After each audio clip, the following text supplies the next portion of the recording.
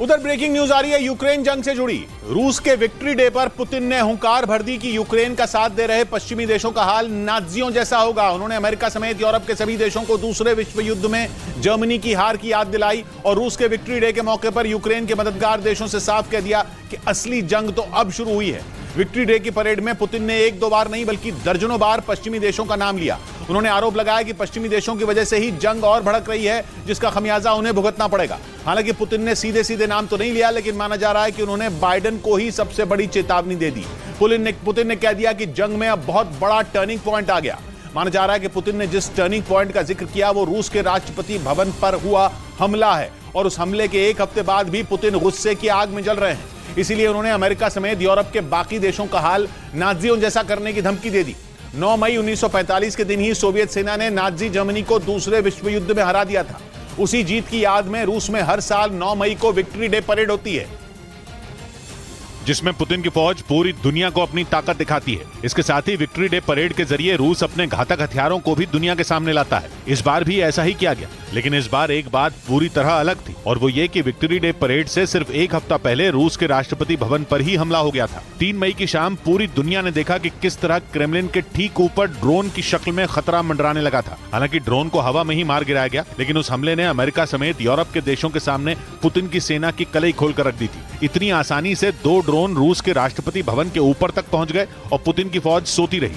जबकि मॉस्को में एक साथ कई एयर डिफेंस सिस्टम तैनात थे, लेकिन उनको भी क्रेमलिन के ऊपर 2 ड्रोन के पहुंचने की खबर नहीं लगी। हालांकि 3 मई को जिस वक्त यह हमला हुआ पुतिन वहां मौजूद नहीं थे, लेकिन जैसे ही उन्हें इस हमले की खबर मिली वो बुरी तरह आग बबूला हो गए और उन्होंने तुरंत ऐलान कर दिया कि मॉस्को हमले का यूक्रेन से बदला लिया जाएगा। हालांकि यूक्रेन ने भी देर नहीं की और उस ड्रोन अटैक से पल्ला झाड़ लिया, लेकिन पुतिन का गुस्सा थमा नहीं। उन्होंने यूक्रेन के साथ साथ इस हमले में अमेरिका को भी खींच लिया। रूस ने आरोप लगा दिया कि क्रेमलिन अटैक के पीछे अमेरिका ही है। हालांकि तब पुतिन ने सीधे इस पर कोई बयान नहीं दिया था, लेकिन उस हमले के एक हफ्ते बाद विक्ट्री डे के मौके पर पुतिन अमेरिका और यूरोप के देशों पर जमकर बरसे। पुतिन ने चेतावनी दी कि अमेरिका और उसके दोस्तों का हाल ऐसा ही किया जाएगा जैसा दूसरे विश्व युद्ध में नाज़ियों का किया गया था।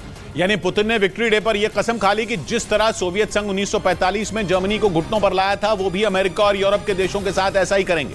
हालांकि अपने पूरे भाषण में पुतिन ने अमेरिका का सीधे नाम नहीं लिया, लेकिन माना जा रहा है कि उनके निशाने पर बाइडेन ही थे, क्योंकि उन्हीं की अगुवाई में यूरोप के देश रूस के खिलाफ 14 महीनों से खड़े हैं। पुतिन की लाख चेतावनियों के बाद भी बाइडेन यूक्रेन की मदद से पीछे नहीं हट रहे, बल्कि अब तो अमेरिका ने यूक्रेन को पहले से भी ज्यादा खतरनाक हथियार देने शुरू कर दिए, जिनकी मदद से यूक्रेन के जवानों ने रूसी सेना को पस्त कर रखा है।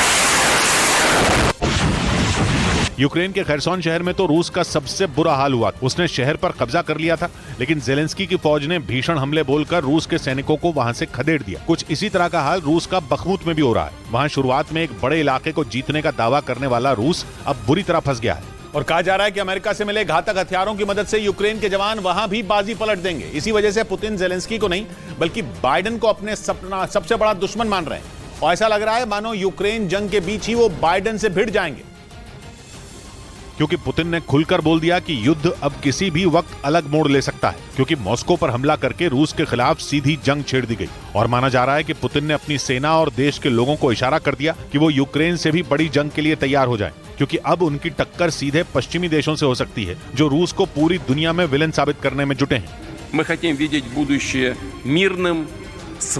पुतिन ने यह आरोप भी लगाया कि अमेरिका की अगुवाई में पश्चिमी देशों ने यूक्रेन को बंधक बना रखा है और जेलेंस्की उनके मोहरे की तरह काम कर रहे हैं। यानी रूस के खिलाफ जंग में चेहरा तो जेलेंस्की है, लेकिन दिमाग बाइडेन का लगा रहे हैं। पुतिन के मुताबिक बाइडेन जैसा आदेश देते हैं, जेलेंस्की सिर झुकाकर वैसा ही करते हैं और इसी वजह से पुतिन ने मॉस्को हमले के बाद तुरंत जेलेंस्की को निशाने पर ले लिया था, क्योंकि उन्हें इस बात का यकीन था कि दोनों ड्रोन यूक्रेन की तरफ से ही भेजे गए थे और इसीलिए क्रेमलिन पर हमला होने के कुछ ही घंटों बाद कीव समेत कई शहरों को पुतिन के गुस्से का शिकार होना पड़ा था। खैरसोन में तो 2 दिनों के भीतर ही करीब 100 हमले किए गए थे, जिसमें 20 से ज्यादा लोगों की मौत हो गई थी। लेकिन माना जा रहा है कि यूक्रेन के शहरों को लगातार निशाना बनाकर भी पुतिन के कलेजे की आग ठंडी नहीं पड़ी, क्योंकि विक्ट्री डे परेड से कुछ घंटे पहले भी रूसी सेना ने यूक्रेन के कई शहरों को एक साथ निशाना बनाया, लेकिन पुतिन के गुस्से का शिकार सबसे ज्यादा कीव को होना पड़ा। 3 मई को मॉस्को हमले के बाद से ही कीव पर लगातार मिसाइलें बरस रही हैं। लेकिन वहां के लोगों को इस बात का भी डर था कि पुतिन विक्ट्री डे परेड से पहले भी कुछ बड़ा जरूर करेंगे और कीव के लोगों का डर सही साबित हुआ, जब रूस के विक्ट्री डे परेड से कुछ घंटे पहले कीव का आसमान मिसाइलों की गरज से कांप उठा। क्योंकि रूस ने एक के बाद एक 15 क्रूज मिसाइलें कीव की तरफ दाग दी और टारगेट की तरफ छूटते ही मिसाइलें मौत बनकर कीव पर झपट पड़ी। मिसाइलों की गरज से कीव में हड़कंप मच गया। हवाई हमले के अलर्ट के सायरन पूरे शहर में गूंजने लगे। लोग घरों और तहखानों की तरफ दौड़ पड़े क्योंकि मिसाइल के जमीन से टकराने पर क्या होगा ये कीव के लोग पिछले एक हफ्ते से लगातार देख रहे हैं। लेकिन यूक्रेन की सेना भी ऐसे किसी भी हमले से निपटने के लिए पूरी तरह तैयार थी, क्योंकि उसे भी मालूम था कि पुतिन पूरी दुनिया को अपनी ताकत दिखाने के लिए विक्ट्री डे परेड से पहले भीषण वार करेंगे और इसके लिए वो यूक्रेन की राजधानी कीव पर ही बड़ा हमला बोलेंगे, क्योंकि रूस ने पहले भी ऐसा कई बार किया है। जब जब उसे यूक्रेन की सेना की तरफ से तगड़ी चोट पहुंची तब कीव पर ही बड़ा वार किया गया। फिर चाहे वो पिछले साल रूस को क्राइमिया से जोड़ने वाले कर्ज ब्रिज पर हमला रहा हो या फिर क्रेमलिन पर हुआ अटैक हो। रूस ने हर ऐसे मौके पर कीव को सबसे ज्यादा दहलाया और एक बार फिर रूसी सेना ने ऐसा ही किया। यूक्रेन के मुताबिक कीव में तैनात उसके एयर डिफेंस सिस्टम ने रूस की सभी 15 मिसाइलों को मार गिराया। कीव पर हुए इस हमले का एक वीडियो भी सामने आया जिसमें आसमान में काला धुआं दिखाई दिया। यूक्रेन के मुताबिक ये धुआं रूसी मिसाइल को ढेर करने की वजह से ही हुआ। हालांकि कीव के मेयर के मुताबिक शहर के कई हिस्सों में गिरे मिसाइल के टुकड़ों से थोड़ा नुकसान जरूर हुआ, लेकिन 15 मिसाइलों के बार से कीव को बचा लिया गया। हालांकि खार्किव में ऐसा नहीं हो पाया क्योंकि रूस ने वहां अपनी घातक इस्कंदर मिसाइल से जोरदार हमले बोले। रूस ने दावा किया कि खार्किव में यूक्रेन की सेना की एक टुकड़ी उसके ठिकानों की तरफ बढ़ रही थी ताकि रूसी सैनिकों को खबर होने से पहले ही खदेड़ा जा सके। लेकिन यूक्रेन के जवान खुद को छिपाने में कामयाब नहीं हो पाए और रूसी सेना को उनकी खबर लग गई। रूस ने दावा किया कि उसकी सेना ने रूस के बेलग्रद में कमांड सेंटर को अलर्ट कर दिया। इसके बाद बेलग्रद से इस्कंदर मिसाइल दाग दी गई।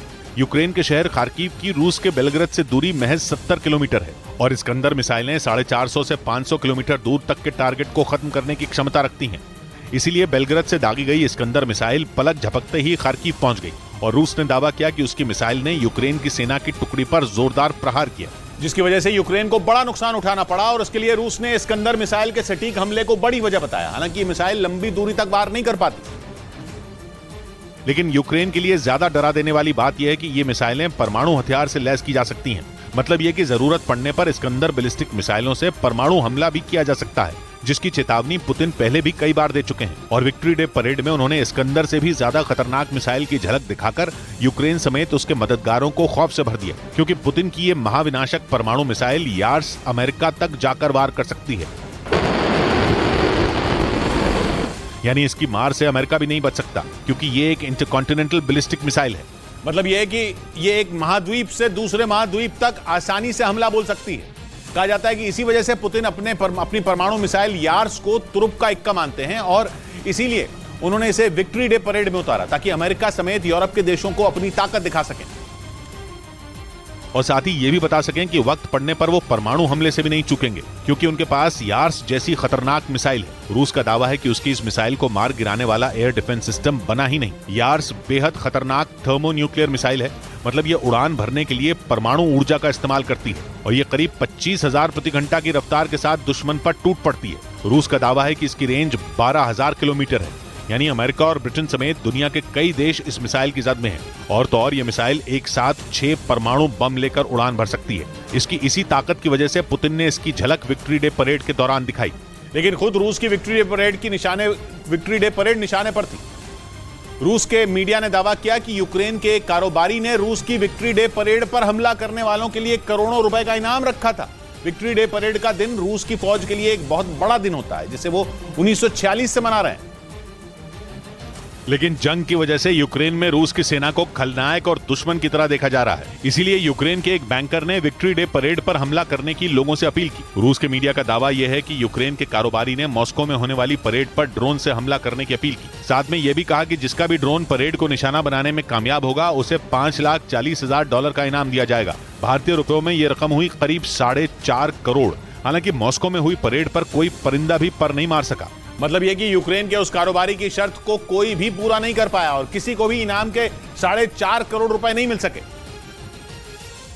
लेकिन रूस के मीडिया ने इस घटना को मॉस्को में 3 मई को हुए क्रेमलिन अटैक से जोड़ दिया। आरोप लगने लगे कि यूक्रेन में जानबूझकर रूस के खिलाफ हमलों के लिए लोगों को उकसाया जा रहा है। ये तक कहा गया कि यूक्रेन की सरकार ही लोगों को आतंक के रास्ते पर भेजने की कोशिश में जुटी है। हालांकि यूक्रेन के कारोबारी के बयान में जज्बात ज्यादा दिखे और हकीकत कम दिखाई दी, क्योंकि यूक्रेन से मॉस्को तक मार करने वाले ड्रोन सिर्फ सेना के पास होते हैं, जिनका आम लोगों के हाथों में पहुंचना लगभग नामुमकिन है। ऊपर से परेड वाली जगह के पास रूस ने कई एयर डिफेंस सिस्टम एक्टिवेट किए हुए थे। जिन्हें किसी ड्रोन के लिए भेदना लगभग नामुमकिन है।